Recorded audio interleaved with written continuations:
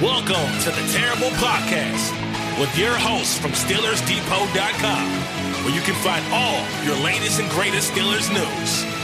It's Dave Bryan and Alex Kozora, always lit, talking Steelers. And now, here's Dave and Alex.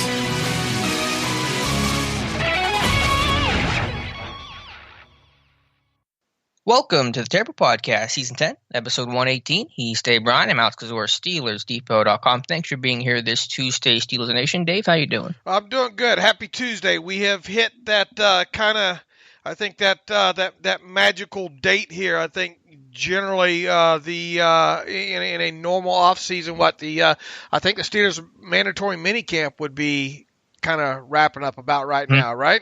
Yeah, they'd be breaking for the 6 weeks off until training camp began right about now. But virtual off seasons, I think, extend through the 26th if teams choose. I believe that's per the NFL. I don't know where the Steelers are at, but they're wrapping up things in some form or fashion virtually, I imagine. Yeah, I don't think we've heard whether or not how much they'll be extending it or whatnot.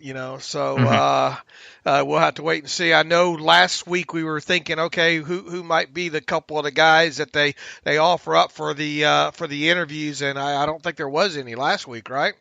No, I don't think there's been a Steelers offered interview for a couple weeks now, but we have heard from James Conner, who was on ESPN yesterday or the other day talking about his offseason so far. Nothing groundbreaking, obviously, but talking about working with Ben and how good he thought Ben looked in their workouts and how badly Roethlisberger wants to win another ring. And that's not a surprise given that it's Ben and he's a super competitive type of guy, but good to hear nonetheless. Yeah, none of what he had to say on NFL Live yesterday being Monday was surprising at all. And I caught the little bit that he was on Scott Van Pelt Sports Center last night and had an interview there, and I think he's on Golic and Wingo this morning as well too. I have not heard that yet, so we'll scan through that and see what he had to say later on today. But asked once again about Ben Roethlisberger's arm, he said it looks great. The ball was whistling. He's confident. I know he worked so hard to get back to where he's playing confident, so we're just excited for him. That's our leader. That's our guy. Just so thankful that we've got our quarterback back, and he has Super Bowl rings, and that's what we all want to do. He was immediately asked, kind of a softball question, if you will. Does he believe that Roethlisberger has what it takes to lead this team to potentially another Super Bowl? He says, no question about it. No question about it. Every day that we're around and we're together, it just comes off of him, and it just comes off as he's a winner and he wants another Super Bowl ring bad before whenever he decides to hang it up. I hope it's not for a while, but he wants another one, and I want to be able to get one too. So that's the only thing that we talk about. That's our only goal. So I know he's ready and he's going to lead us. He did a great job of skirting. Almost said squirting. Skirting a question about his contract situation and the running back market and how all that's played out. He says, "Man, I'm really just focused on me. I've got so much to give this team and this 2020 season. Year by year, I try to show the Steelers that I'm getting better and I'm expanding my game. Nothing will be different this year. So get a fresh start. Go out there, just try to play my best for this team and see what happens after that." All he was missing was a couple of Nuke LaLooch quotes from Bull Durham in there, just up here to help the team and hope hope I still have my fastball and those kind of things. Yeah, nothing, again, groundbreaking from Conner there, and I think he'll show up the season in great shape. I think there's no denying his talent. It all comes back to health, and I know we've talked about this so many times before, so I don't mean to belabor the point, but it's just hard to see, Dave, any scenario where Conner's going to be back in 2021. It really is hard to see that because if he has a great year, how are you gonna when you consider the rest of the guys that we expect to get signed between now and the start of let's even say the start of the 2021 regular season. I mean, I think we expect Cameron Hayward to get a new deal at some point between now and the start of this regular season. T.J. Watt before the start of the 2021 regular season. We'll have to see what else comes along. Now, could they manage to find a way to squeeze him in? Man, the answer is obviously yes, they could. I mean, things can be massaged and players can be cut and all. But I mean, if Connor has the type of year that warrants him getting a nice deal in a running back poor kind of market, if you will, overall, he would be wise to test the market, A, in March, and B, the Steelers are probably not going to be at the top of the offers there. So it would make sense that a good season by James Conner or a mediocre to good season for James Conner would end up with him signing elsewhere, unless money's not an issue for him, which I think that's the kind of the goal here for him there. So, and then obviously if he has another injury plagued season and comes out with numbers similar to what he had last season, then what's that worth to a team? Right, and that's going to be the debate, and I just don't think the Steelers are going to be the team that's going to try to figure out his price because of their, cap situation and the whole host of free agents who are simply just going to be high priority. And I think if you had to list and rank the importance of the upcoming 2021 free agents, Connor's going to be near the bottom of that list. Look, I like the guy. I mean, the guy's a great story. I think you look back to 2018 and kind of see what a healthy James Conner can do for a team. The thing is just, it's the in-between, stuff, and it's positional value too. Right. And the positional value, you and I talk all the time about the fungibility of the running back position. That is true to some degree. Now you just can't throw any Joe Schmo back there. Now I think that's the thing that people lose when we talk about running back fungibility. But on the flip side, look, the San Francisco 49ers are just one of a few teams from last year. And really the Kansas City Chiefs, I think to some degree too, that show, you can use a committee of sort kind of approach to solve the problem and still get good results out there. And those guys don't necessarily have to be high pedigree guys on top of it there. No, obviously having a good quarterback helps in all of that because a good quarterback, good passing game obviously should make the running game better. And, the Steelers obviously had the quarterback issues last year, after Ben. Look, I mean, the running game wasn't great coming out of the chute with Ben Roethlisberger either. Let's not kid ourselves, right? Mm-hmm. It was only 6 quarters to evaluate, but they didn't do anything in the Patriots game. Right. Now, how much of that's offensive line, how much of that scheme, we didn't really have, like you said, a large selection size of that with Roethlisberger. And obviously, I think it was kind of obvious when Rudolph and then eventually Devlin Hodges got in there, they were doing everything they could, defenses were to kind of stop the run first and really not paying much mind to the passing game overall, going to, in so many words, make the quarterbacks beat you that way, and they obviously couldn't there, a lot of the time. But, going back to James Conner here, what do we expect for him in 2020? And, how much of the running back position in 2020 will be kind of a fungible kind of conglomerate, if you will? Well, I think we've talked about numbers before with Conner. It's clearly dependent on his ability to stay healthy. If he does stay healthy, the sky's the limit. We know what he did in 2018, had a Pro Bowl type year. In terms of the rotation of how things are going to go, I mean, I think Conner's going to be given every chance to be the guy. We know that Tomlin loves the workhorse, lead back type mentality, and Conner is more than capable of playing in that role, has played in that role before. So if he can stay upright, I mean, he's not going to be 100% or even like the old Le'Veon Bell 90 to 95% of the snap count, but it's going to be 75% plus in an ideal situation where he stays healthy. Right. And, I mean, look, I thought Mike Tomlin laid it out pretty good a couple of weeks ago.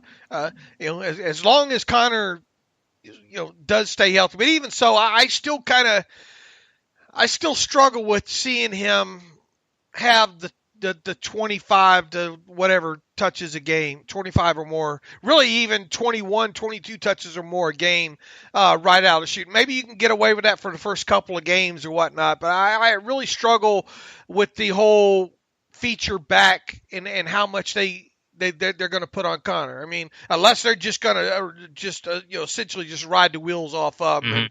And yeah, I think if you do that by week 4 or 5, you're throwing him on the pile. Then he does offer a lot as a running back. He offers some as a pass catching back out of the backfield. But I think using him within reason, at least in my opinion, if you're able to kind of supplant him with whoever, Benny Snell. We'll see if Jaylen Samuels can make this team. Obviously, McFarland will get some work at some point there.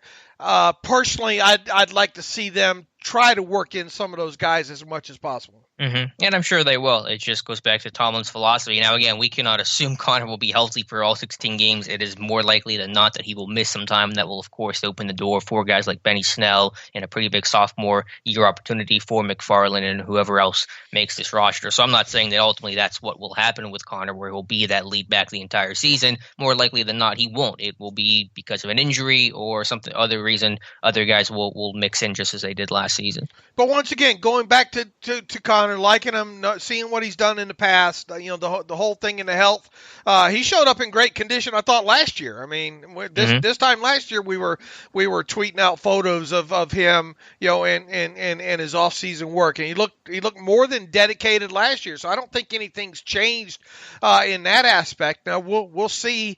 Kevin Colbert, has gone out of his way this offseason to make sure to call the things that have happened to James Conner in his career so far acute injuries. So we'll find out just how acute those things are this season. And if he can't stay healthy, I think it's reasonable to see a guy that could put up at least 400 total yards from the scrimmage.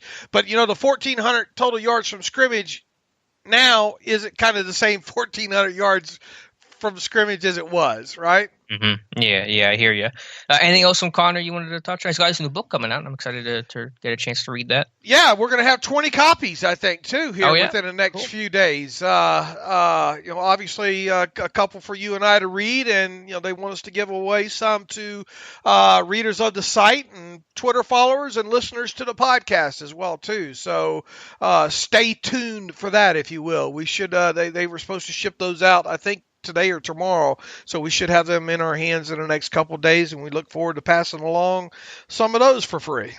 Yeah, absolutely. So stay tuned for that. Like you said, one Steeler who did speak with at least Teresa Varley, it wasn't a Zoom call, I don't believe, but Stefen Wisniewski was talking to Teresa Varley at Steelers.com. Have an article up on there and one on Steelers Depot as well describing his offseason. And I think to the broader point is a point that you've made several times, Dave, is that he's talked about, well, obviously it's challenging this offseason trying to learn the new playbook and terminology virtually, which is a lot tougher to do than in person. Being a veteran and being a part of a veteran-laden team is a huge leg up in an offseason like this one. Yeah, I thought the key quote coming out of him in that article was, it's definitely an advantage to be a veteran. It would be tough for rookies across the league to learn things virtually and then just show up and do it. He goes on to say, I am sure there are still a few rookies who will be able to do it. It's definitely a big advantage being a veteran, and it carries on from there. But I thought that's the one that you kind of want to highlight right there, and that's kind of what I've been saying this whole offseason here. And look, overall, I think this is a positive as it relates to the Steelers, because they are going to be perceived as one of the most veteran teams in the NFL. Heck, 13 of their 15 they had 15 players that logged 250 more snaps last season, and 13 of those players are returning this season. So that's a pretty huge selection, of players there. And even when you look at the offensive side of the ball, even though you probably don't have kind of those numbers there, it was mostly due to injury. You get guys like Juju Smith-Schuster and James Conner, who obviously logged more than 250 snaps, but they missed a lot of time due to injuries. And it goes without saying that Ben Roethlisberger missed, an extremely a large amount of time last season there. These younger kids coming in, these draft picks, it does not mean what we've said about these kids really since draft day is the expectation should be a lot lower. Now, look, could injury result in a guy like Chase Claypool having to play more offensive snaps than maybe we think? Absolutely. I mean, last year, if Dante Moncrief stays healthy and if Juju stays healthy, does a guy like Deontay Johnson even scratch half the amount of catches that he had? Mm-hmm. Sure, probably not. Obviously towards the end of the year with a rookie, wide receiver like that, you would think that you're going to be able to start integrating them more into the offense. But in my opinion, there were very easy and simple data points to point to along the season, really starting in week 1 against the Patriots. They played Dante Moncrief probably 50 more snaps than they should have. Really, right from that moment in the Seattle game that ball went off his hands and was intercepted from Mason Rudolph, that was time to pull the plug right then. I think they played him a little bit more, obviously, after that to Noville. Those were kind of wasted snaps, if you will. There, but you look at Juju and the time he missed. Even Deontay missed a little bit of time there due to injury, some snaps and all. So, when you look at this virtual off season and just trying to fathom what is going to be going through these kids' heads on both, and let's just start with the simple ones: Claypool, Highsmith, and McFarland. All right. Dotson, I think, really, and I think you've kind of said this from the get-go, he might be the one really at the least disadvantaged here, right? Dotson? Right. Well, I think he's got a disadvantage of just learning to play left guard. I think McFarland has the easiest jump to the NFL. All right. Even so, those 3 or 4 guys, they haven't walked through anything yet other than what they've done with Ben or anything along those lines. So guys like Claypool and guys like Highsmith specifically, your top 2 there, they're really going to have to jump on the moving train, as Mike Tomlin says, a lot quicker than any other year too. So, and then you have the whole trust factor. And look, you can't wait for that one guy to get it. You got to, right. The install. I can only imagine how fast these first couple of weeks of training camp are going to be moving for some of these kids, because as we stated, I think a show or 2 ago, if they end up canceling, let's say they end up canceling a couple of these preseason games, which I really have a feeling is going to happen here, and thus teams treat kind of the first 2 weeks of training camp as their mandatory mini camp.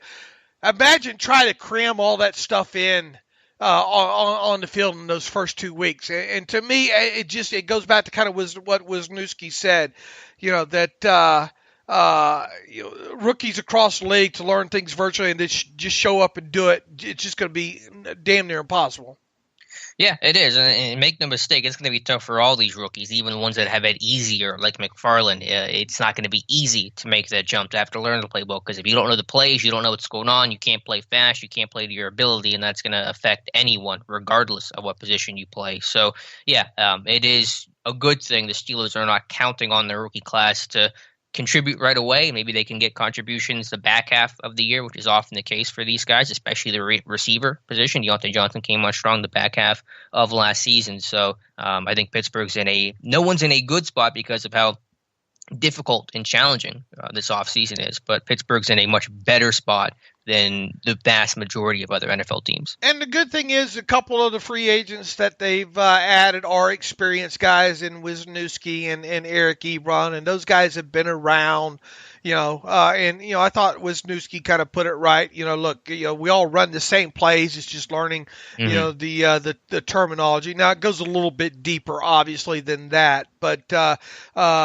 these guys should be talking about Ebron and Wisniewski, really at the forefront. They should be able to show up and integrate themselves in right away at the start of camp. That's the hope. Yeah, the one thing I kind of like is that both those guys have bounced around a little bit. Wisniewski's played on several teams. Ebron's played. This is going to be his third team with Detroit and then Indy, and so they're used to coming into a new situation before. So it's not a guy that's been with a team for 8 years and his first time with a whole new system, and it's kind of a shock to the system. So it's a weird way to kind of frame it, but I like those guys have been in a situation where they've had to start all over, and they've kind of are used to doing that before. And even if you have to start off the season with Eric Ebron as a more situationally used type player, which could be the case anyway, Right.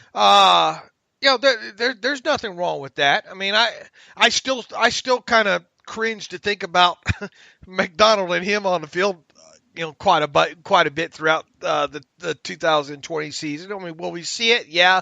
To what amount? We'll see. But you definitely could see Ebron in there in red zone situations. What will your red zone package kind of look like starting in kind of like week 5 of the season? Can you get Claypool in there? Along with maybe Ebron. Right. Along with maybe Juju. That'd be kind of tough group to cover. And it's not like you're looking at a large kind of selection of probably the playbook to deal with. I think you want to get those guys kind of acclimated with situational type stuff first, especially right out of the chute here at the start of training camp, but then of course let them move forward as they allow. Yeah, I agree. Start with a situational package for those guys early to get them involved in some aspect of the game, and then expand that role as the season goes along. For Ebron, don't worry about the run blocking plays. Teach him those ones last. Just tell him the pass plays, the red zone, the seam stuff, and I think that's a good place to start for Eric Ebron. So yeah, again, every team had a disadvantage compared to previous years, but Pittsburgh, I think, in a much better place than most other teams. Like, for example, the Cleveland Browns, who have a new head coaching staff. The New York Giants, who they'll play Week 1 with Joe Judge as their head coach. That's going to give the Steelers, at least on paper, an advantage heading into that game. It's going to be interesting to look at maybe after the first 6 games, 4 to 6 games, at where the experienced teams versus the ones that lack continuity. And you and I said this on the live stream, last night. How many of those Cleveland Browns players, look, they got a full draft class there for sure, some talented players, and they went out and they added a nice slew of free agents, and yeah, look, all looks good on paper, but they got virtually a complete new coaching staff, and a lot of these players have yet to have any first face-to-face meetings with these guys, with the coaching staff. So imagine what it's going to be like for a team like the Cleveland Browns on day 1 of training camp, Yeah, it's brand new. And again, big advantage there for Pittsburgh.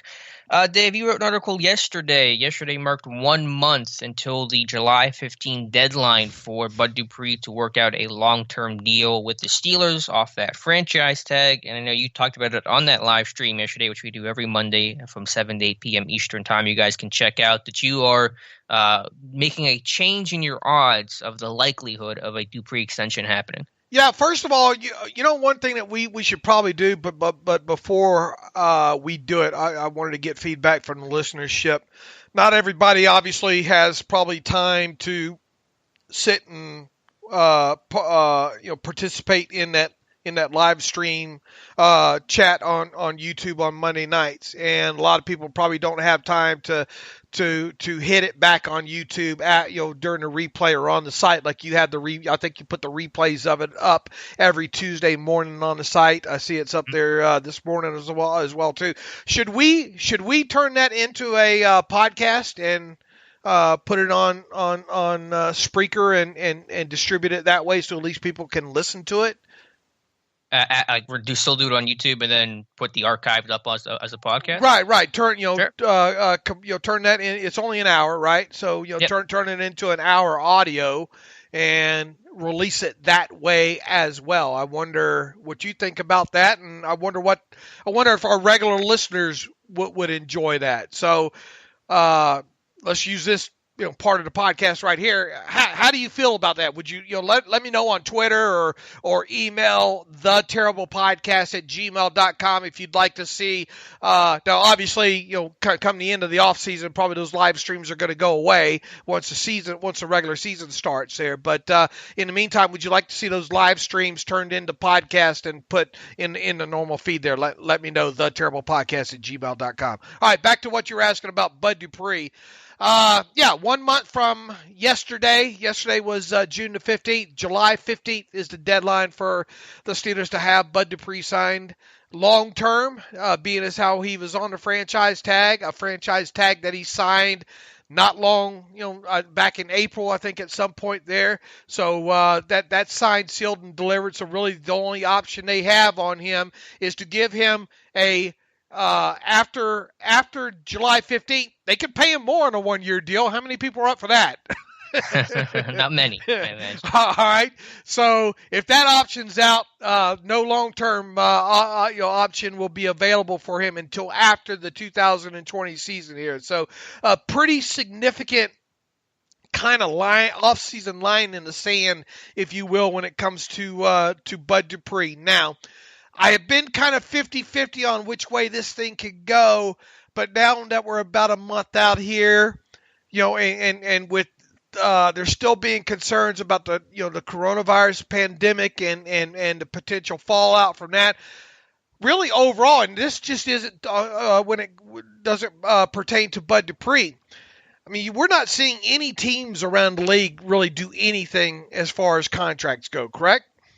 Correct. Aside for some rookies, and obviously some teams have lagged behind, the Steelers have yet to sign any rookies. It's been very quiet on that front. It's very tough right now with teams kind of having a question mark about what's going to happen with losses and potentially the impact on the 2021 cap, which we'll talk a little bit more about that here in just a minute. But we kind of talked about this in regard to Cameron Hayward's situation right now. It's just, I think teams are really in a wait-and-see mode right now, and especially until maybe the NFL and the NFLPA can come to some sort of agreement on the way future cap's going to be handled should the coronavirus heavily impact earnings in 2020, the way many people believe it will there. So when you add in that element on top of it, when you add in that you've got a July 15th deadline, which is now a month away, when you add in that there's just really been nothing out there, not that we would really learn much anyway during this period because of the pandemic and all, but I think we may have heard a little bit of something by now. There's just really no other than the Steelers saying early in the offseason, well, we hope to sign them long-term, yada, yada. That's what we do with franchise tag players. There's no reason to believe right now that this is going to get done. So with that, I'll lower my odds a little bit to 35% that they work out a long-term deal with Hayward and 65% that they don't. And really, start ticking that thing down maybe by a little more than 1% a day the closer we get to this deadline here. Now, deadlines spur actions, right? That's what I was going to say is that, I don't know if it's going to happen, but I think the fact that we're still a month away, given the whole coronavirus situation, the rookie class hasn't even been signed, that I'm not too swayed by the lack of talk right now. The thing is, though, that once we get into that 1 week range is when you should start hearing or potentially maybe seeing some stuff happen. That's because once again, deadlines spur action. There's and look, within the next 3 weeks, will the NFL and the NFLPA maybe come to some sort of agreement on maybe what's going to happen with the cap moving forward? Maybe. Here's the thing, Bud Dupree right now, as I wrote and have talked about, there's no way he should budge off of his number if I'm him. And that number should be right around $17 million per season with an expected earnings in 2020 of around $26 million. All right. Nothing should change as far as that goes. So it all becomes, it all boils down to, what are his real demands, and if the Steelers think they can fit those demands in the future here, and what they think about his potential long term. Do you believe them that they're interested in signing him long term if possible? I do, but the if possible you mentioned is kind of the key phrase there.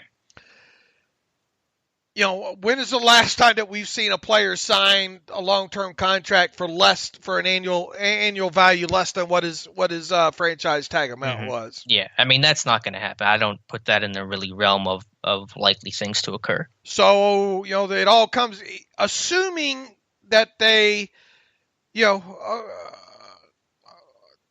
believe that, $17 million a year annually is fair, and assuming Bud Dupree also believes that that's fair, and assuming both sides know what each likes to do with guaranteed money, or specifically the Steelers, because they generally only guaranteed the first year's money and that's it for non-quarterbacks, then why couldn't it get done?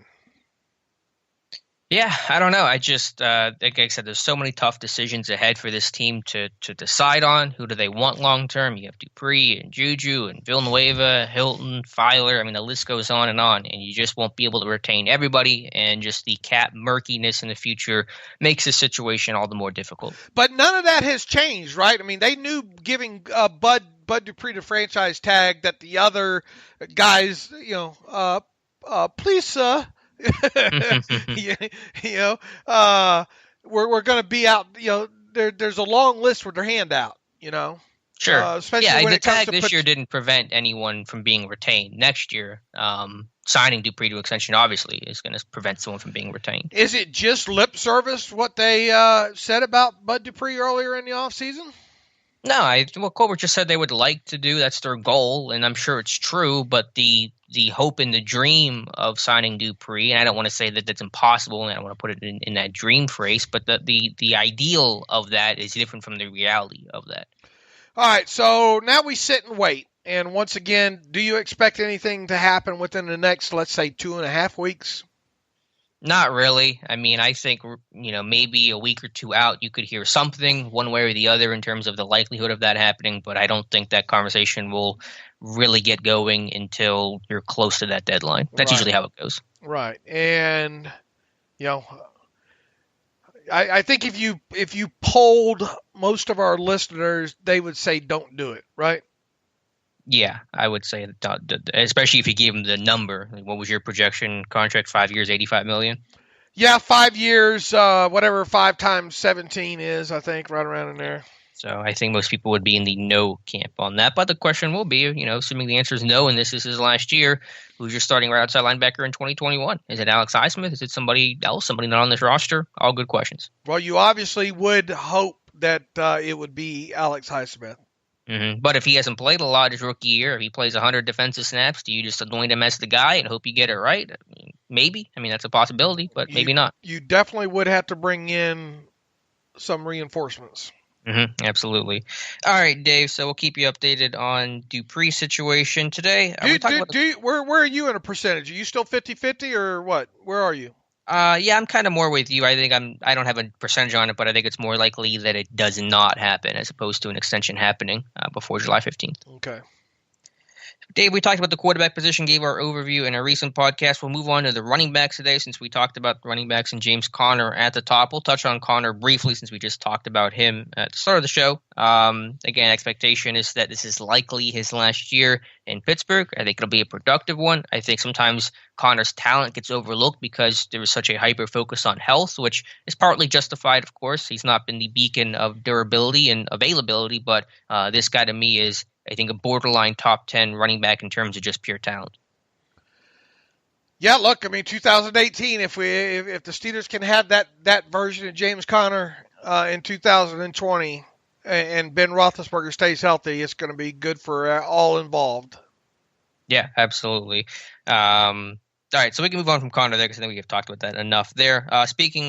Moving on to the backups, I should say, Benny Snell, I think a big year sophomore year. We've seen so many guys, including James Conner, make that leap his sophomore year. What do you think is the biggest thing you want to see from Benny Snell in 2020 that you didn't quite see or didn't see enough of in 2019?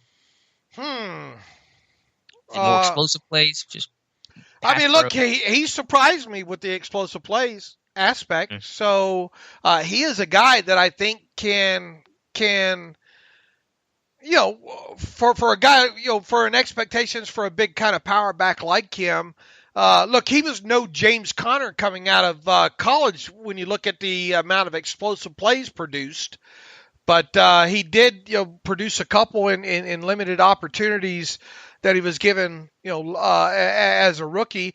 I just want to see maybe a more complete player. Guy maybe could give you a little something out of the backfield, maybe as a pass catcher. That way, really, overall, I wish we would have saw a little bit more of Benny Snell. I just wish they would have kind of stuck with him and said, okay, James Conner isn't in here. Get in there, Benny. That kind. Now, would his conditioning allowed it? Would his knowledge of the playbook allowed it? Would his pass protection allowed it? Possibly not. But I thought overall in limited opportunities, I thought he showed well. Yeah, no, I thought he did too. I think it was a better year than expected. And again, the dude had surgery midseason. It felt like he didn't miss a beat, which is so tough to do for any player, especially a rookie, dealing with the rookie you got to deal with this offense. Yeah, just more, a little more out of the backfield, a little better pass pro. I think he was better in those areas than anticipated, and a lot of rookie running backs are. But I would like to see just maybe lose a little bit of weight, like a lot of running backs have done before him, get a little bit more explosive into the second level. I mean, he did show some of those bigger plays last year, but I just want to see him just from that burst, just watching him. I just want to see him be a little bit more twitched up.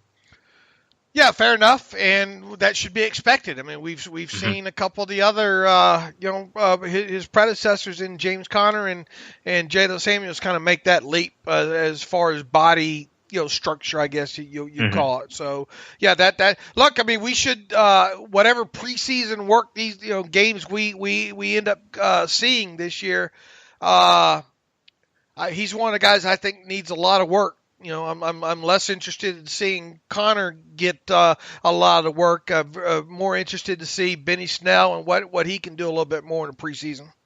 Yeah, absolutely. With Jaylen Samuels, I think a big year for him. And I had my One Step to Take series the other day on him, where I look at players from a critical lens and say, what is one thing I want to see this guy do better this upcoming season? For Samuels, I just want to see him have more explosive plays and just catch the ball cleaner. For a guy that was billed as this really impressive receiver at NC State, had more receptions and carries with the Wolfpack, I honestly have not seen anything resembling that in the NFL. I think he's got actually a lot of work to do as a receiver.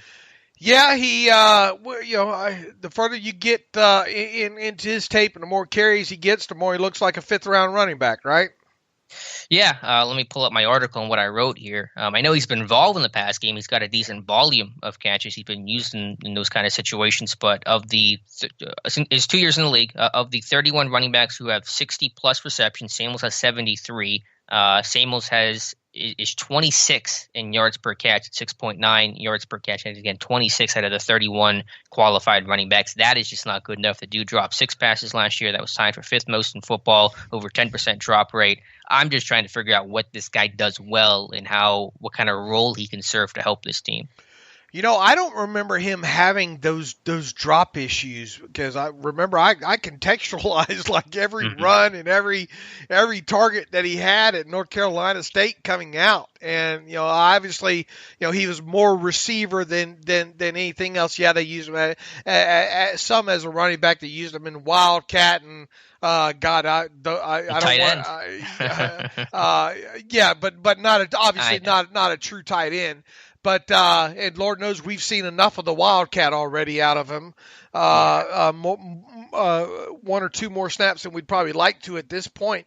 The drops, I didn't that's obviously a little bit of a concern right now because it's something I don't believe showed up that I don't remember in his college tape. His pass protection is what it is, and I think I think he's made some bad decisions as far as scheme wise, but I think overall he can be serviceable overall in that area. But I think you bring up a great point. This is a guy that obviously I think you'd have to get to a weird point in a season for him to have to be a substantial ball carrier, right? Mm-hmm. Yeah, but even in the passing game, I think his pass pro is below average, and I think as a receiver he has underwhelmed expectations. So I just don't know what his value is. I do think he's probably in reality inside looking out over Kerrith Whyte because he is theoretically offering more someone you can slot out and using the short pass and screen game maybe more than a Kerrith Whyte, and he's just a bigger body type, which the Steelers seem to prefer. But I just can't get excited about this guy 2 years in. Yeah, and once again, I think he is what he is at this point. So yeah. I think he's got his work cut out for him. The guy has 73 receptions. Only 3 of them have gone for 20-plus yards. His career long is 27. Only 7 of those 73 receptions have gone for 15-plus yards. Compare that to James Conner, who's got 80 receptions, I think, in the last 2 years.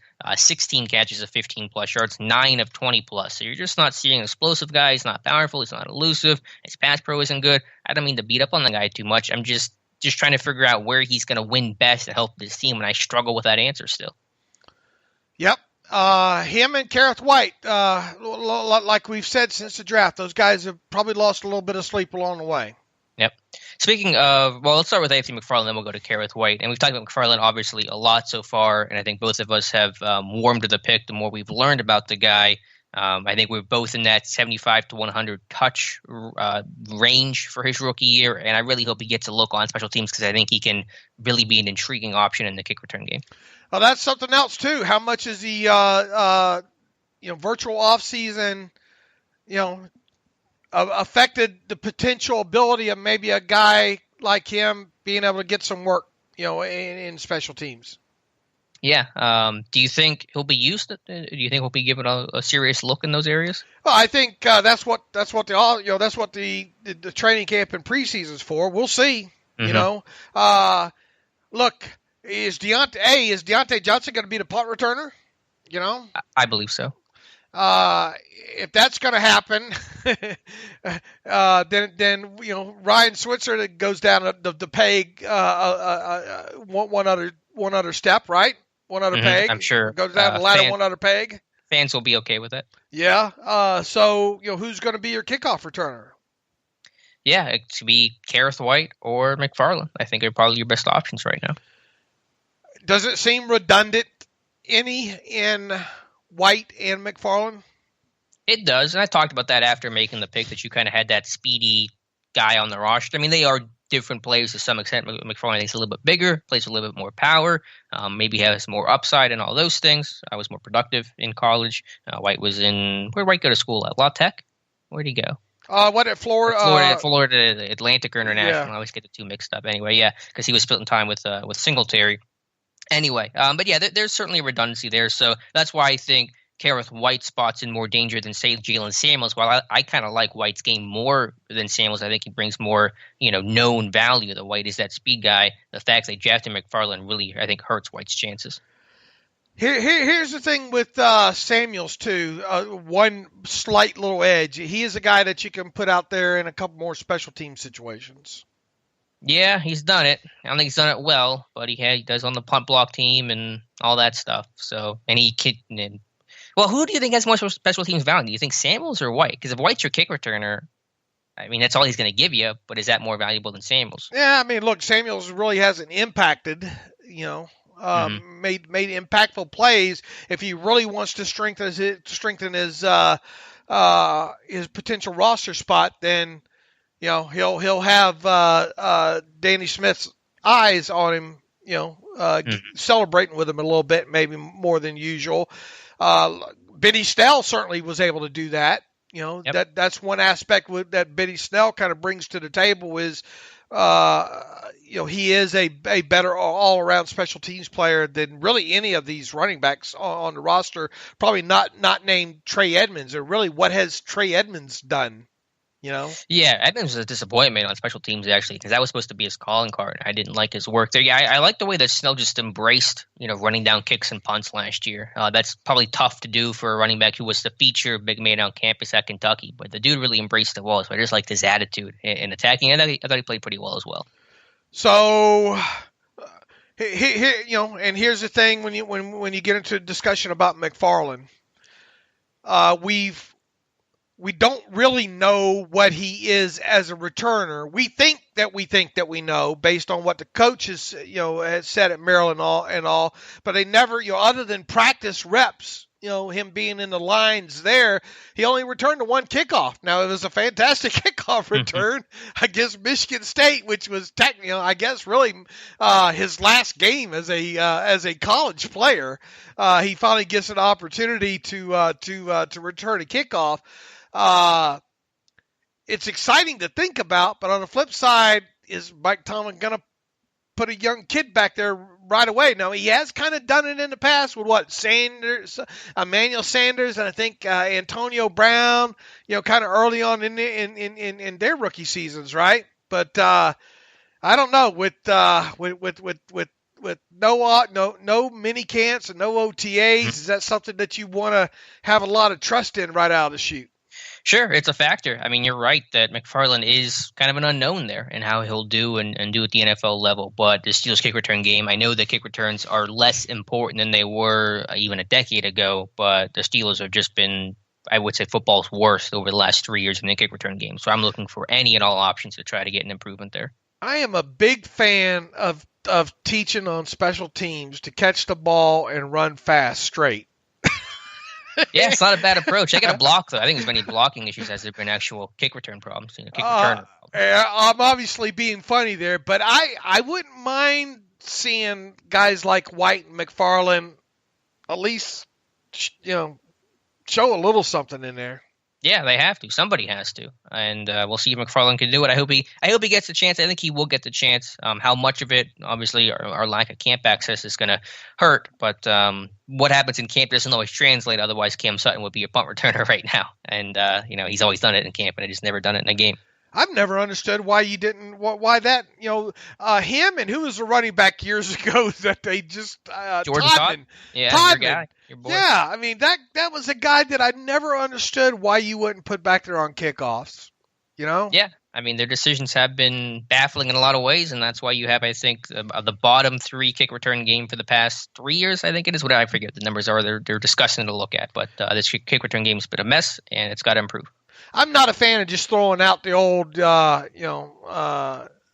keep banging your head, banging your head up against the walls, see if anything changes from what you normally, basically definition of insanity, doing the same thing over and over, expecting different results. I think that has to be quantified, in certain aspects, but Danny Smith definitely needs to do something different. They need to do something different back there, and because look, there's no reason to believe you're going to get a different outcome with Ryan Switzer back there in both punt returns and kickoff returns. We saw Deontay Johnson. That's nice to see what he did last year, but realistically, do you want your Yak's receiver, a guy that's going to offer you a lot more on offense, to continually have to do that? Yeah, I know you get into the whole A-B thing and don't live in your fears and yada, yada. But if you had your druthers, it would be somebody else, sooner rather than later returning punts for you. Sure. And I will say if Deontay Johnson is going to be this team's punt returner, he's got to take a page from AB's playbook, because AB rarely took a shot as the punt returner. He was very good about sliding, getting out of bounds, avoiding big contact. I think that was basically the big reason why they kept him back there, because he rarely took a shot. He knew that his goal was to be a playmaker, but also not to expose yourself. And so Johnson's going to have to be mindful of that too, because they certainly don't want to lose him. All right, when you compare, let's go back to talking really more about them being running backs as opposed to special teamers. And specifically Kerrith Whyte and McFarland. in going through all the tape with McFarland, even though he wasn't used a lot in the passing game at Maryland, and really I believe that to be I don't know, I don't have a good reason why, because they were down in enough games and they did rotate their running backs a lot more. I think that McFarland can give you more than, say, a Kerrith Whyte in a passing game. Yeah, I'm with you on that. And you're saying as a receiver or as a pass blocker? Yeah. Or both? Look, we don't know enough about either one really as a pass protector to really talk about, I don't think. Yeah, I mean, that's fair. No, I agree that I think McFarland, I'm excited to see him in the screen game. I mean, I just want to see him in space. Obviously, the more space he's in, I think the better chance he has to win. I think, too, in seeing the way, or at least the way that we think Matt Canada will help start putting his fingerprints on this offense with the motion, seeing kind of the 1 year at Maryland, the use of McFarland in motion in the passing game, and then the way that sort of carried over last season with Maryland with Canada not there, I think he's a guy that you try to get the ball to in space as much as you can, and doing so in a passing game certainly isn't a bad way to do it. And thus, I think a guy like McFarland, if you use him the way we think that he might be used, would then impact a guy like Jaylen Samuels. Mm-hmm. Yeah, I'm with you. I think who do you think is making the roster, though, if the season started today, Jaylen Samuels or Kerrith Whyte? Well, this assumes that they kept 4 running backs in total plus Watt, right? Right. Yeah, assume that. Man, I'd still lean towards Jaylen Samuels, but I don't have a lot of confidence. Mm-hmm. I'm with you. I mean, I would probably potentially keep Kerrith Whyte, but I think they're more likely to keep Jaylen Samuels. I don't have a lot of confidence that they will keep 4. I can see it happening. Obviously, keeping 4 plus Watt, but I don't think it's something I would bet my house on. Okay, so you think both guys are in danger of being cut? I think there is a possibility of it. Yes, but as we always kind of say, or I usually say from learning my lesson when it comes to roster predictions over the years, these things magically have a way of working themselves out somehow, some way. And let's hope it's not injury.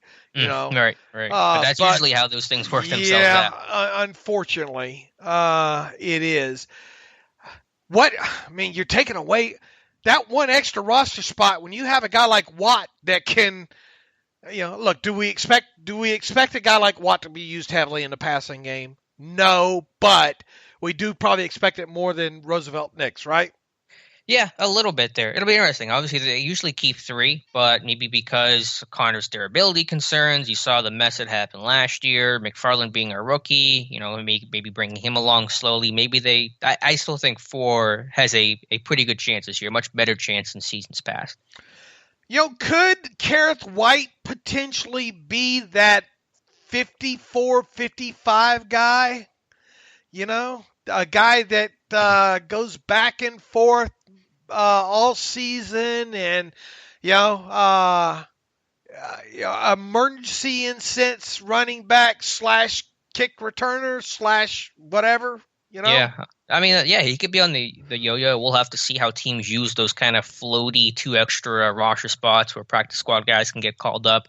We'll see. I think it's possible. I think teams will definitely get to play with that and use that to their full advantage. Who best fits that kind of yo-yo 4th running back kind of new world that we live in? Well, I don't know if Jason has any practice squad eligibility anymore, does he? I guess he might technically. They keep expanding the exceptions. On a technicality, he might. Yeah. Because of the 3rd year. Right. He's a 2-back or something. Yeah, I'd have to read. Yeah, but anyway, I think Whyte is more likely to be in that role than Jaylen Samuels. I'll put it that way. Right, and that's what I'm getting to. Which one best fits that persona, if you will? Because look, let's face it. You and I are going to learn a little bit more about roster management, I think, this year because of that those kind of extra two floating positions. Yeah, we will learn for sure. So we'll see what happens. Other running back. Let's talk about Derek Watt here for a second, because fullbacks are people too, and just excited to have a fullback. And Steelers were football's worst team in short yardage situations last year because Rosie Nix just was not available for the vast majority of the season. So just having Watt and that presence alone, I think, is going to improve the Steelers in short yard situations. Look, I mean, if he can give you at least what Roosevelt Nix used to be able to give you, you're in good shape, I think, and I think he can. Now, granted, Roosevelt Nix, not last year obviously, but the years before, he could crack some skulls. He could definitely clear out some holes. Now, I think Watt has obviously better lateral agility. Rosie was for the most part a straight line kind of guy. I think Watt gives you a little bit more than that. But if Watt can at least give you what Roosevelt Nix gave you 2 years ago, he's obviously should be viewed as more of a weapon out of the backfield. Not that we're going to see that a lot more, So I think player for player, I think is a fair trade, especially because from the health aspect of it. Right. Yeah, I think that's a big thing. I think the health is what you touched on there. And from special teams, I think Watt's going to be excellent and help replace Nix/Medikevich. I mean, we hate to see Nix go because of all the, the little things that he did, but it was obvious to me last year that he wasn't the same player. So, and health played a huge role in that. So if Watt can pick up where, like I said, where Nix left off, in 2018, he does give you a few more options than Nix did out of the backfield. Although what a catch that was by Nix against the Ravens, right. But even so, that's not the kind of stuff that you bank on. Whereas I'd much rather see a guy like Derek Watt run the undefeated wheel route. Over under on offensive touches for Watt this year. Let's put it at 6. Oh man! Yeah, I think I gave you a good Vegas there. That's right there. I'm gonna have to take the under, man. Yeah, I'm gonna take the under. I'll say maybe as 4, 2, 3 receptions and a carry at some point. I think 2 carries and maybe 3 receptions. So right there. Right there. All right. That's good. Let us know if you're listening. How many touches do you think Watt's gonna have this year? Over under at 6. How do you feel about the group as a whole? I'm excited. I think, we've talked about McFarland so much. I still think Connor, if he get healthy, really going to have a good year. And I think Snell was impressive last year. So, and then of course you just add Ben, which is going to help lighten the box and just going to help your run game based on all the things that Ben's going to put fear in the defense and actually give you something resembling a passing game, which will be nice. So I'm excited for the group.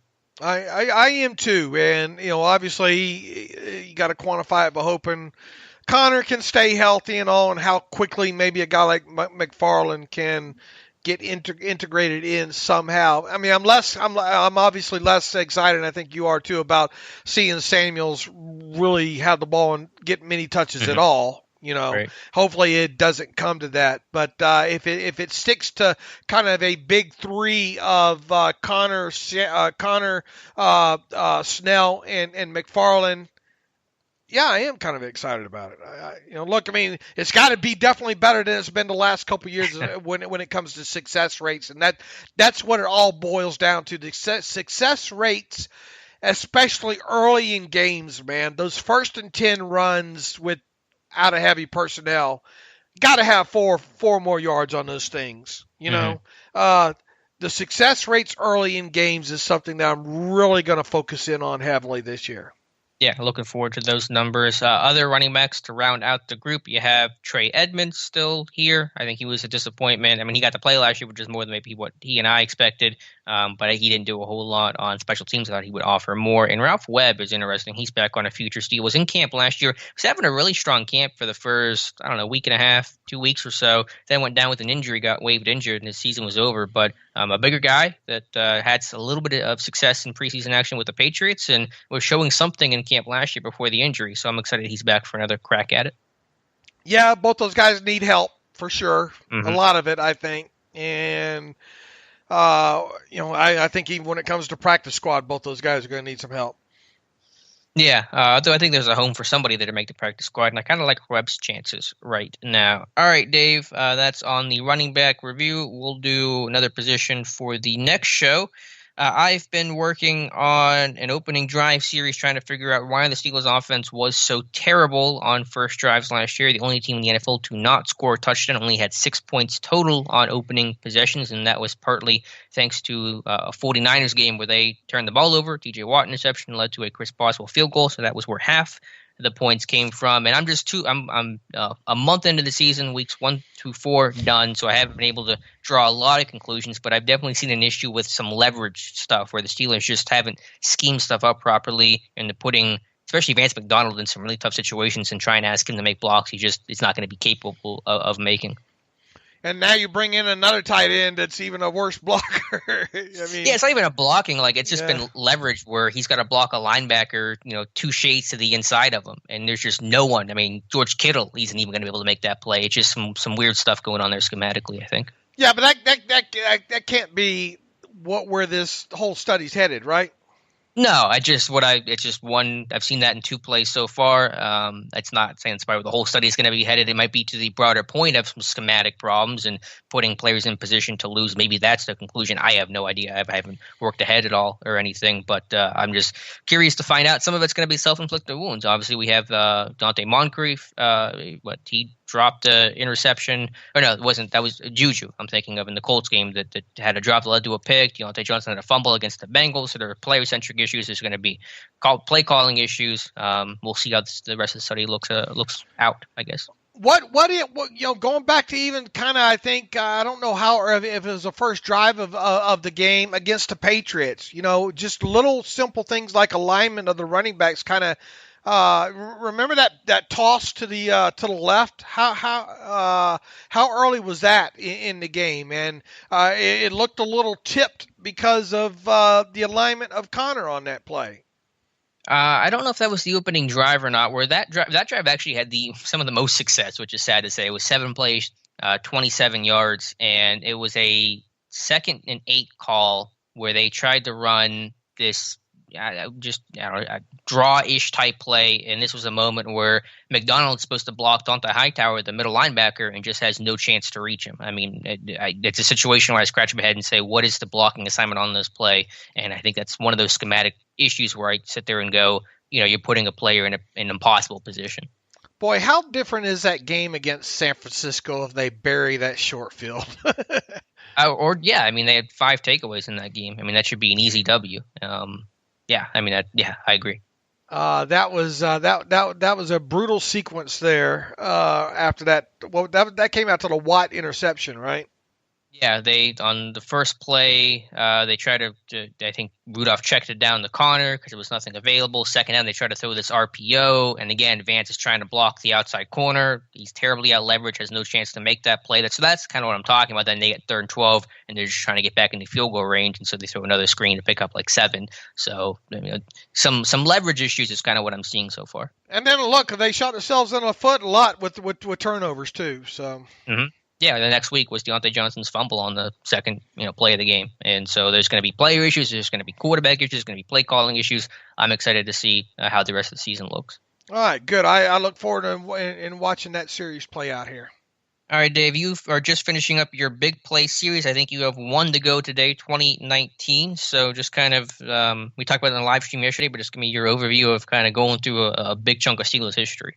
It was fun. I remembered a lot, and even I think learned a few things that I'm not even sure I remember. Like the Huntley run against the 49ers, which I think you pointed out last night was the shortest of the line. It's funny to say it. The shortest, longest play in this list was the Huntley run of 50-something yards against the 49ers back in what was it, 90? What year 99? was that? Was it 99? But anyway, the early plays from this thing, there was a lot of kind of flukish stuff that happened. Oh, that was the Huntley one was 1999. Okay. You obviously have it kind of go. You can kind of see the progression in players that were on the rosters too. You know, you have the Dave Smith early 70s kind of this, and then you get into kind of what the Stallworth making a couple of big plays, and then you progress into like the Louis Lips years, and it's just fun to kind of see that progression and all go. Someone who was on this list only once that you probably would have swore would have been on it more. Who's that? Antonio Brown. And that one was which? The Miami play. Oh, God, why did I say that? Yeah, I thought AB scored on that play. I was going crazy in my house. Boy, when you go back and how big was that play in the grand? Look, I mean, you hate that it comes down to you needing that kind of play to beat a team like the Dolphins, back then. But if he stays in bounds, man, that kind of they go to the playoffs. I think. I mean, and at the time you thought he's in. Oh, I know. Yeah, that was, for those who don't remember, that was the end of game laterals. AB finds a crease left sideline and just stepped out of bounds at like the 15 or something. It's hard to believe that's been almost 7 years ago, man. That's wild. I mean, you vividly remember it when it happened, That was the play that I think Troy had that amazing interception and return in there and scored on a pick six in there. But man, so many different names on this list. Yeah, a couple of Mike Wallace plays in here, a couple of Martavis Bryant plays in here. Jeez, was there more Martavis Bryant plays than AB plays? Did Bryant have one or two? Bryant had the two. I think he had the one the long 94-yard play against the Bengals, and then followed it up the next season with the 88-yard TD against the Cardinals on the quick slant for Landry Jones, which incredible piece of open field running and cutback in that game by Bryant too, because at one point there's like 6 Cardinals players in the frame at around like the 45-yard line, and you're thinking to yourself, how the hell did he score on that play? But he did. But there was two. I think there's 2 Bryants in here. There's 2 Jujus in here, at least. 1 Sammy Coates. You'll have to rank, who had the most. They just rank them all. Like, Juju had 2, Coates had 1. Mike Wallace had 3.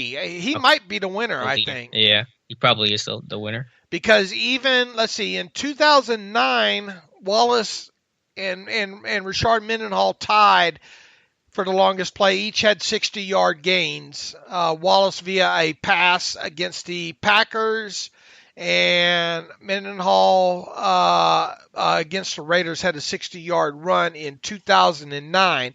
In 2010, Wallace had a home run against the Browns for a touchdown for 56 yards. He had another home run against the Cardinals in 2011 for a touchdown from 95 yards. And then he had yet another home run against the Titans in 2012. So I think he's the leader and might end up being the winner here. Yeah, I think so. But I'd be interested if you listed it out, who had the number, who showed up the most on the list. I think would be interesting. But it sounds like Mike Wallace is probably your winner there. Yeah, so we closed that all out, that series with the 2019 play today. And 2019 will be Juju? I'm not telling you. You're not telling? All right, fair enough. All right, Dave. Gil Brandt had a list of, 10 biggest roster holes that still exist in the NFL today. I believe the Steelers came in at number 9, correct me if I'm wrong, on that list with the backup quarterback situation. I know we've discussed this topic. The national media has, I think, worn out this topic, but what did you think of what Brandt had to say? I mean, did I kind of expect when I initially opened up that post to see the Steelers backup quarterback's position be listed in it? Yes. Do I think it's rightfully so as one of the top 9 biggest league wide? No, I don't. Yeah, I mean, just to the point where I think we're just beating a dead horse talking about Steelers' backup quarterback situation. I think there are questions, valid concerns about Mason Rudolph, but this team needs to find out what they have in him, and I understand that. And this is a sink or swim year for Mason Rudolph. To me, it's just such a Captain Obvious thing to point to a team's backup quarterback, any team's backup quarterback situation. I mean, how many teams, if they lost their starting quarterback, would be dead in the water, period?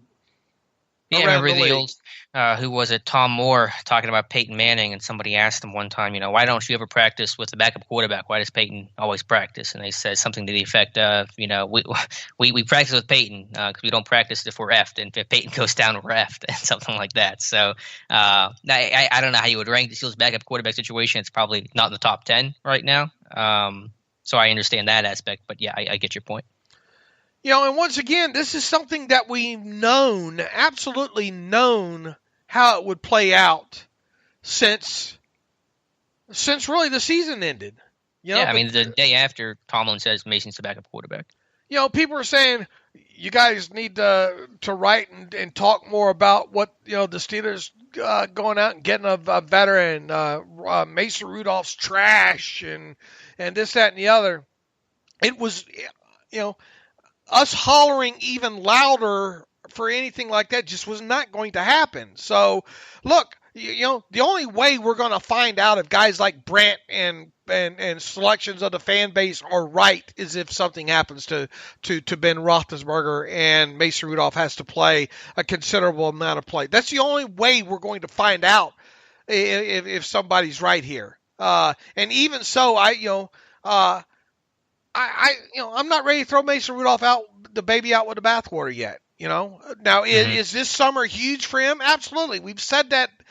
We're going to say that 20 more times between now and the start of the regular season here. And as a last ditch emergency shoot, I expect that player to be Paxton Lynch too. To be honest with you, there. So yeah, you do have a more experienced quarterback. Veteran, heck, a former first-round draft pick in Paxton Lynch. This team was never, ever, ever going to go out and get Jameis Winston, Andy Dalton, Joe Flacco, Cam Newton. It just wasn't going to happen. Yeah, no, it wasn't. And I think the national media either just willfully ignores that or doesn't realize it in the first place. And I don't know which is where. If you see Paxton Lynch, the XFL was going to go after him. And had the XFL stuck around, that'd have been. I wonder if he would have. I think he would have stayed in Pittsburgh, but I don't know. I wonder if he would have jumped to the XFL and tried to get a starting spot. I think he maybe would have learned from Landry Jones' situation. Mm-hmm. Maybe. Look, it's the NFL or nothing for these guys. I don't think. I mean, you would think Paxton at least put a little bit of that money aside, right? I would hope so, yeah. And I just think, your goal is to make it in the NFL, and you don't want to leave the NFL if you have a job currently. So I don't think Paxton would have jumped to the XFL, even if under the guise of more playing time. It's rare to see, and it's hard to project going out, but Paxton Lynch could perhaps be the new Charlie Batch, down the road. Let's assume Mason wears out his welcome this offseason. This summer, how much of a welcome has Paxton worn out so far? I mean, the league gave up on him quick. Yeah, Denver gave up on him after 2 seasons. That was really quick. You see where I'm going? I do, but Paxton's got to make the team first before I start talking about Charlie Batch stuff. I mean, Batch was an established veteran guy in Detroit. Paxton has a pedigree, but he's got to beat out Duck this year, and then we'll talk from there. Mason Rudolph already has more career pass attempts than Paxton Lynch. I mean, yeah, Paxton started 3 games in Denver? I mean, he did not get much of an opportunity. 4 games started. Okay, yeah. They dumped him pretty quickly, and maybe that's the right call. I mean, probably was, but yeah, I mean, there's still a lot of unknown, and so I think he's going to come in, and I think he'll look good in camp. I think a guy with his frame and arm strength in a practice setting is probably going to look pretty good. So I think we'll hear some buzz on Paxton Lynch this summer. Mason has 283 pass attempts, and I think Paxton has something like 128. Oh, yeah, I mean, he might have I don't know. I should say that, but yeah, it's just not a lot of playing time in Denver. So we'll see. I mean, he's got an opportunity. There's no question about that. Let's go back to the preface of the article with Gil Brandt. Does that belong as the 9th biggest roster hole in the entire NFL? Just I mean, obviously we don't study each team. Yeah. But I mean, just how does it feel on the surface? Again, yeah. Well, like you said, I don't have a ranking. I don't mind them putting on there because even though I understand and never expect this team to sign a veteran quarterback like everyone else has been talking about, I still think there's concern and uncertainty at that spot, and so I understand that being on the list. I lose more sleep about the backup or the starting nose tackle position right now, I think, and the backup safety position for the Steelers. Sure, yeah. I mean, and I think it's just easier for the national media to look at the backup quarterback situation. But there's a lot of uncertainty. I mean, Rudolph may falter again. And not only does that create uncertainty for this year, it creates uncertainty for your future as well, because now you're probably having to, at some point, you have to take that dive again and look for another franchise quarterback. Well, what's going to be the biggest negative pointing? I guess it will be that. I mean, look, if Mason, God forbid, Mason Rudolph has to play a considerable amount of meaningful snaps in 2020 and doesn't deliver in those snaps, then is that the biggest, what's the word I'm looking for, indictment on Kevin Colbert on this past offseason? Potentially. It just says they screwed up the pick of Rudolph in the first place, trading up for him, making the pick, implying he was the heir, saying they had a first-round grade on him, and then the problem becomes multifold because let's say it doesn't work out for this year. Next year, even assuming the Ben is fine and has a strong season, then you got to find a backup quarterback, and you're thinking about your long-term future again. And those might be the same guy, those might be different guys, but you're going to have to really attack your backup quarterback situation aggressively, I think, in 2021 if Rudolph cannot prove it this year.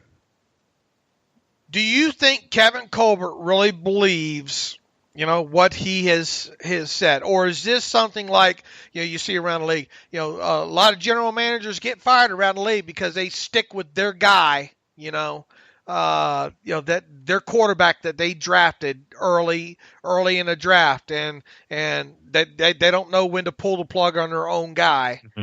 I think it's a little bit of both. I think that they want to project confidence in Rudolph and give him every opportunity, but I think they still know what he went through last year and think he can be a really talented player, and so I think it's kind of half and half right now. Okay. All right, Dave. Let's get to some reader emails and close out the show. All right, did we miss anything? I don't think we did we? You did want to mention, I think, Adam Rank had the Steelers to go 13-3 this year. I put very little stock in that stuff, but it was nice to hear. Look, it's a little bullish, but look, I'm going to be in 10-6 to 13-3 range the rest of the. What I really don't get is why the win total is just, to me, it seems like a slam dunk to take the over on a 9 win total. That's where I'm at in this whole thing at this point of the offseason right now, is the fact of, to me that seems like an easy money bet, taking over 9 wins. Mm-hmm. Is there a line of anyone putting them at 9? There is. There's some win totals out there for the Steelers at 9. Yeah, I think I would take the over on that pretty easily. Now the whole 13. I can buy it. I don't think I buy it the way Rank painted it with a sweep over the Ravens. Yeah. And that was part of it. I think he had who did he have him losing to? He had him losing to the Browns. The first meeting with the Browns, he had him losing. He had him losing the road game to Dallas and the game against the Bills, I think. Okay, yeah, I think that was. I think 13 wins is possible if everything breaks right. Like I said, this is a minimum, I think, 10-win team as long as the defense plays very similar to the way it did last year. And Ben is largely the same Ben as the pre-surgery. So that gives you 10 wins, and then you stack things from there if Connor stays healthy, if Juju stays healthy, if you get contributions from the rookie class. Right. So overall, it's way early, right? Yeah. But I put, obviously, no one should put any stock into this, but some off-season fodder to talk about. Okay, let's get to some emails here. Apologize if it's already been covered. This is Austin out of Denver. I wanted to gauge what you think the interest of Steelers could currently be with Colin Kaepernick. Obviously, this is massive speculation, but I think there's a little legitimate chance the Steelers were the team that called Pete Carroll to ask about Kaepernick. For one, the Rooney family obviously have been big-time advocates for minority opportunities in the NFL. Two, Tomlin being a black coach could have some empathy for that. Kaepernick has had to deal with, in essence, of being blackballed from the NFL. Lastly, the quarterback depth in the room is terrible. I fully expect Stefen to come back healthy this year, but our backups are either unproven or are proven to be bad. I don't know that Kaepernick would win the job, but I'm sure he could compete. Last thing I'll say is I don't think they should do it if Kaepernick is asking for a lot of money, obviously. But if he'd signed for the vet minimum, I don't see the risk to it. Curious for your thoughts. As always, thanks for taking my question. All right.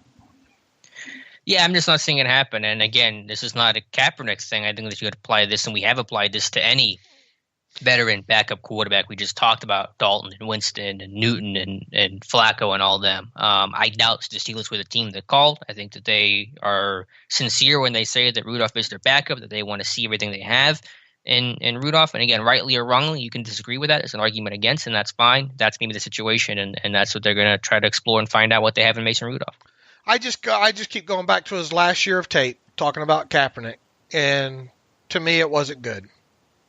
I don't see how anything that's transpired in the last month changes his tape. Mm-hmm. Yeah, we'll see if he does get signed. I think there's a better chance he gets signed now than there was a couple of years ago. But I have no idea what those odds are, and I just know it's not going to happen in Pittsburgh. And if the Steelers, I hope it doesn't happen. I don't see it as I don't see it as being an upgrade personally. And if it did happen with Kaepernick, it would throw to the wind everything that Kevin Colbert has said this offseason about the quarterback situation. It makes him look like he just lied about everything. Right, yeah. So not expecting it to happen, and I obviously do not know what team called Pete Carroll. It was, I think, almost certainly not the Pittsburgh Steelers. And I guess my biggest question is if Pete Carroll was that enthralled with Colin Kaepernick is what?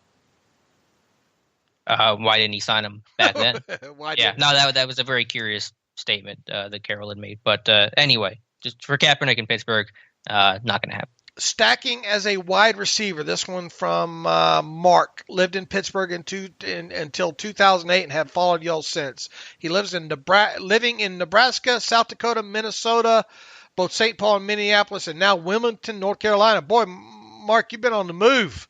Dave and Alex, I have been with the site since the very early on, usually staying in the background, enjoying the awesome content on the site.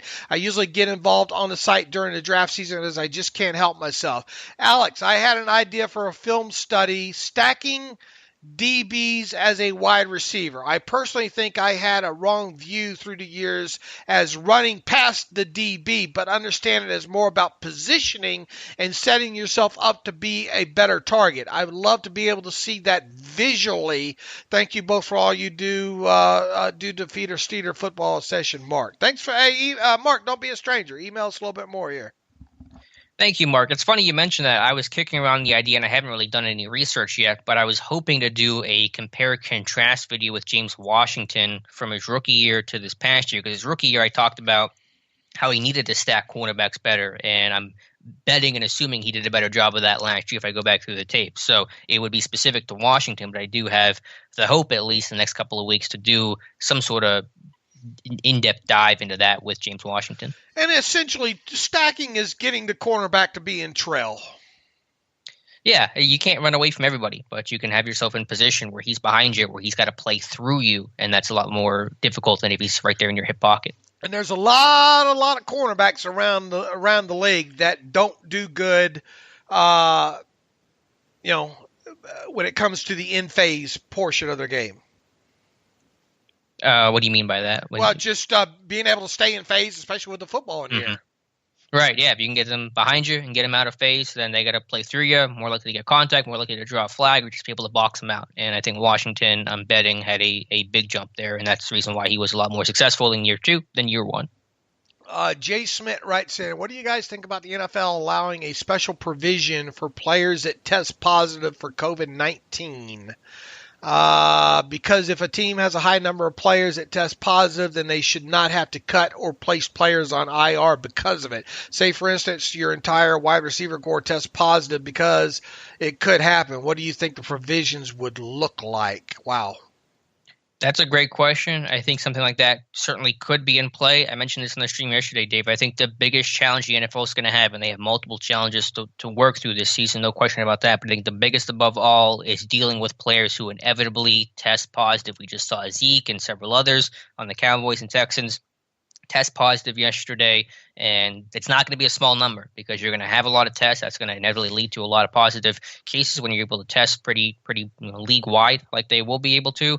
And it may not mean quarantining for 2 weeks like Dr. Mello talked about. That probably won't happen. But if you test positive on a Friday, you probably aren't playing on a Sunday. And yeah, what happens if your whole room, your whole offensive line group tests positive? What do you do? And I don't think there are easy answers to that. I don't know if there's a plan in place right now. And I think it will be one of the largest and most difficult challenges the NFL and teams will face in 2020. Absolutely, and they're still trying to. I imagine they had the conversation with NFLPA union head yesterday, and this is just an ongoing thing that needs to be figured out. Obviously, the players are concerned too, right? They want to return to as safe of an environment as possible. But then you have John Harbaugh out there, who I really thought gave a good interview a couple of days ago, stating that I don't know.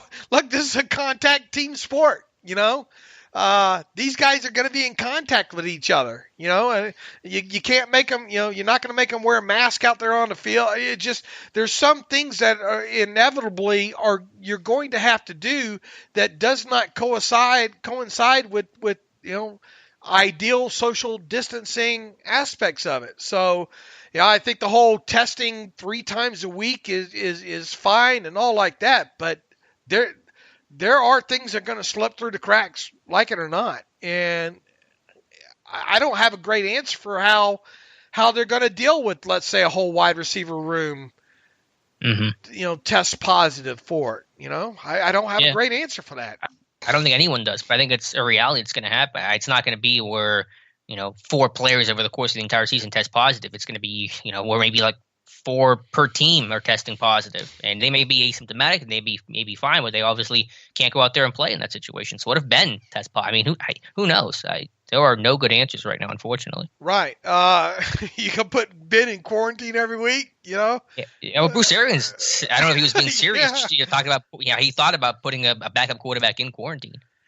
Stay home. Don't do nothing. What was that line? Arians always makes me laugh. He had said something. He's a funny dude. He is as blunt as they come. I would read anything that guy writes moving forward too in his career. Yeah. It's just, he says here, we have 2 guys that have been in our system really sharp, so I might have to quarantine a quarterback just in case of a quarantine. That's like that exhibit meme or something. You wanted a quarterback in quarantine, so I got you a quarterback in quarantine. It just made me laugh. This one from George. Hey, fellas, George in Virginia here. Lots of players to make a decision on this year. A quick question for Yins and a couple of quick hitters after. Hilton versus Sutton. Hilton feels like he would be cheaper option for an extension. However, we've been surprised before. Will Hilton sign for less than expected due to being strictly a nickel and being on the smaller side size-wise?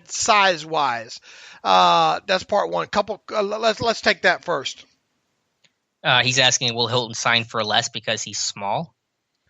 To him being strictly a nickel and being on the smaller size wise. And part of that question also feels like he'd be cheaper option for an extension. Well, you'd sign for whatever the going rate for slot corners are. And Kenny Moore of the Colts, I think, helped set that market last year. I forget the exact nature of his deal. I think it was like $7 million per year. And so, I mean, nickel corners are inherently tend to be on the smaller side. That's the position that they play more often than not. So I think you're looking at just what other guys have gotten ahead of Hilton, and that's going to be the bar that you look at. I'll be shocked if they sign either one of those guys. Because I think Hilton's just too pricey. And B, I think Sutton would be silly to sign right now on the cheap. Mm-hmm. Yeah, I guess I'm talking about more after the season, and I think Sutton is, as we stand today, more likely to return than Hilton just because he will be cheaper. And the only way he's probably going to be a lot cheaper is if he doesn't play a lot. Yeah, and right now he's going to play less than Hilton, and I think they like Sutton maybe a little bit more as a pure cover corner as well, with a little more versatility. So I think that gives Sutton a slight leg up. All right, couple quick hitters from George. Who would you rather keep for fit, price, potential, etc.? Hilton or Sutton? Villanueva or Filer? Juju or Bud? Williams, not unrestricted free agent, but cuttable, or Connor? I guess he's talking about Vince Williams. Mm-hmm. And the last one, Chooks or Banner. So I guess it's who would you rather keep for fit, price, potential, etc. Of all those guys? Hilton or Sutton? Man, these are all really good questions. I'm going to wrestle with these. Who would I rather? So this is from my standpoint. I'll say, I don't know, Dave. That one's really tough. Who would you go with? I'm making you answer first here. Yeah, what? What is this? I don't know. I honestly don't know. I mean, Sutton's cheaper, but I like Hilton. I mean, I've always liked Mike Hilton. Yeah, and he says for fit, price, or potential. So, oh man, see, my salary cap side of me wants to kick in too. That general manager side of me as well. But man, just across the board, if you know, I would choose Hilton just because I know what you're getting in him completely. I would go Sutton just because I think he feels more practical. I think Hilton's just going to cost too much. Villanueva or Filer? Man, these are really good questions. Give me Villanueva. I just think pound for pound, and I think he's just severely underrated as a left tackle. And it costs more though than Filer. Yeah, but I mean, left tackles, good left tackles around the league. People just think they grow on trees. I hear you. I mean, I'd probably go Villanueva. I just worry about him retiring. I don't think he needs to play football until he's 37. I think he's got shoulder issues too that have always bugged him. So I just worry about that. I'll go Villanueva though with you. Juju or Bud? I'm going to go Juju. Yeah, I'm going to go Juju too. Williams or Connor? Give me Vince Williams. Really? Why? Well, again, go back to the fungibility of the position. I guess it's partly because I've kind of made peace with Connor already being gone. And in this scenario, Vince is getting cut. And I don't know who I guess it'd be Gilbert, who I'm high on, but I do want to see more from UG3. So it's really it just comes down to price because Connor's still probably going to cost more than what Vince is going to make, I think, if he has a good year, and just as you say, the fungibility of the position. Yeah, that's a good question. I would lean a little bit to Connor there, but look, I mean, what's the chances that both those guys aren't on the 2021 Steelers? What's the chance that any of these guys that we're talking about are on? I mean, some of them will be. They can't lose them all. I mean, Hilton or Sutton, both those guys could theoretically be gone. Villanueva and Filer both. There's a chance both those guys. There's a good chance both those guys won't be on a 2021 team. Juju or Bud. I mean, there's a chance that could happen. Both those guys gone, and Vince Williams and James Conner. Yeah, I think if you look at a player individually, you can make a case for any of those guys staying or going. But I think if you look at the collective, I can't assume that they're all going to be gone and this roster is going to be just gutted because that just seems. Who is the guy on those 1, 2, 3, 4, 5, 6, 7, 8 that we just named most likely to be? And we've I think already kind of hit on it. Who is the guy most likely to return on that list? Juju. I think it is Juju. Who's next? I think we had this discussion a while back. Is it Villanueva next? I think Villanueva might be next. It gets really murky after that one. And then least likely Connor. Who's I think second? I think Bud's the least likeliest. Over Connor. Ooh, it'd be tough, yeah. I have Connor ahead of Dupree in terms of I don't think the Connor's coming back. I think there's a better chance Dupree returns than Connor. Anyway, his last option here is Chooks or Banner. I think it's kind of just who plays better this year. I think it's just total to be determined. I don't have a good answer for you right now. I think you just who wins that right tackle job gets the contract. We'll see. I punt on that one as well. This one from our buddy Lewis Grove. Am I the only fan that has watched at least 40 hours of Anthony McFarland highlights and / interviews? The answer to that would be no. right off the bat there. So I think I have I know the email closed on me here real quick. Let me find out where it went. McFarland gives some good interviews. He had a good one with Moats and Deke podcast, whatever they called. I really enjoyed that one. So. Lewis goes on to say, I'm calling my shot early. Offensive Rookie of the Year. That's right. I said it. Boy, that's brave right there, Lewis. Because look, Alex and I obviously have warmed up quite extensively to the McFarland pick after the fact. Shame on us for not paying more attention to Daniel's breakdown of him pre-draft, which really was I thought he did a good job on that pre-draft there. But after the fact, knowing where they got him, seeing what he can do, knowing the type of kid he is, and look, I know I've easily watched 40 hours of him since being drafted there. Even so, calling a shot at him being Offensive Rookie of the Year, boy, that's brave, because I just don't see how he's going to get the playing time or the touches.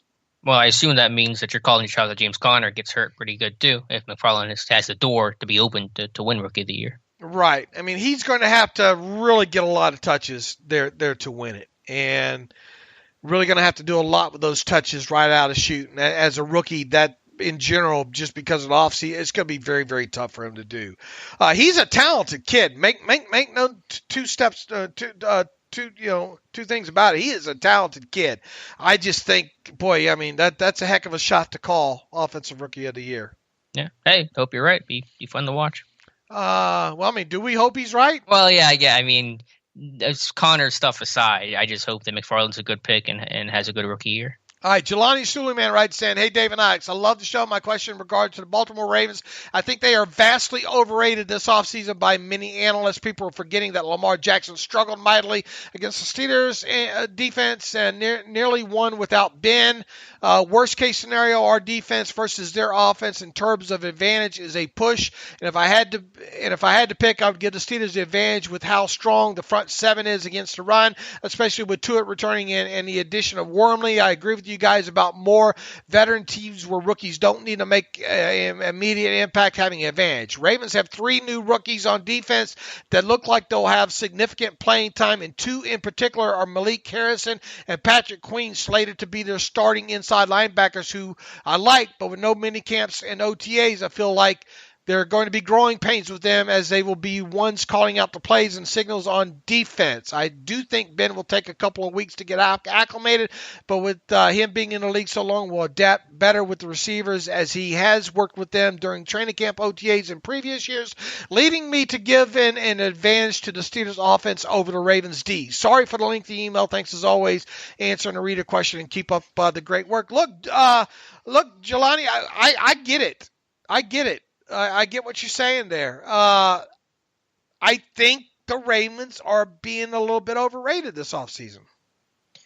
Yeah, I don't know. They're still the favorites, I think, and rightfully so. I think those are valid concerns. But I look at some of their receiver group. They had a couple of young receivers last year with Hollywood Brown, who played through injury, Miles Boykin, etc. And those are guys that are going to step up. So I think Pittsburgh can challenge them for sure. I think they match up as well against Baltimore as I think almost any team in football. But I'm not going to say the Ravens are overrated quite yet. I think that defense, boy, I mean, look, Queen's a talented guy, right?